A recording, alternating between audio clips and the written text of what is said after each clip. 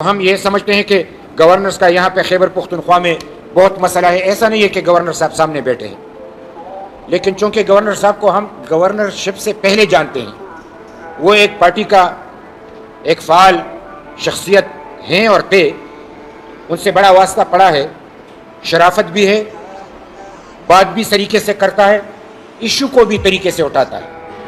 مجھے وزیر اعلیٰ سے کوئی تعلق نہیں رہا, نہ میرا ان سے کوئی پہچان ہے, لیکن جو ایکشن ہے وہ بولتا ہے کہ ان کی ایکشن کچھ ایسی ہے کہ بجلی کی بات آئی تو اس نے کہا کہ میں بٹن دباؤں گا. تو کدھر بٹن دبایا؟ الٹا بٹن دبایا. بٹن تو یہ دبا کہ لوڈ شیڈنگ کا خاتمہ ہو. تو اس نے کون سی بٹن دبائی کہ لوڈ شیڈنگ میں اضافہ ہوا؟ غلط بٹن دبایا. اگر بٹن دبانا ہوتا تو ان پی کب کا دبا چکا ہوتا. یہ بٹن کی بات نہیں ہے, یہ پالیسی کی بات ہے.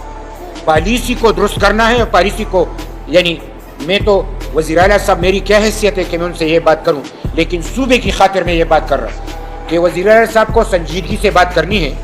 اور اس وقت مرکز سے ان کی بگاڑ ہے, یا ان کی نہیں ہے تو اس کی لیڈر کو ان کو اجازت نہیں ہے, اس سے وہ نہیں نبھا سکتے.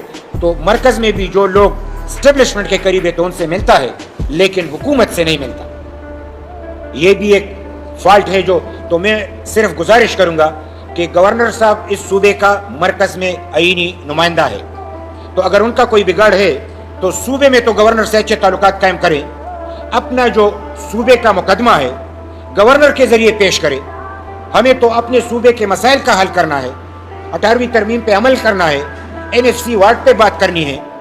تو اگر یہ باتیں سلیقے سے نہ ہو تو پھر یہ بات کیسے ہوگی؟ تو ہم تو چاہتے ہیں کہ گورنر صاحب اور وزیر اعلیٰ صاحب کی چپکلش نہ ہو, بلکہ ان کے اچھے تعلقات ہی اس صوبے کے مسائل کو حل بھی کر سکتا ہے اور مشکلات سے ہم نکل بھی سکتے ہیں. تو میں اس کو مختصراً, چونکہ ایک موقع تھا جو میں نے آپ لوگوں سے بات کی, لوڈ شیڈنگ کے حوالے سے بھی بات کی,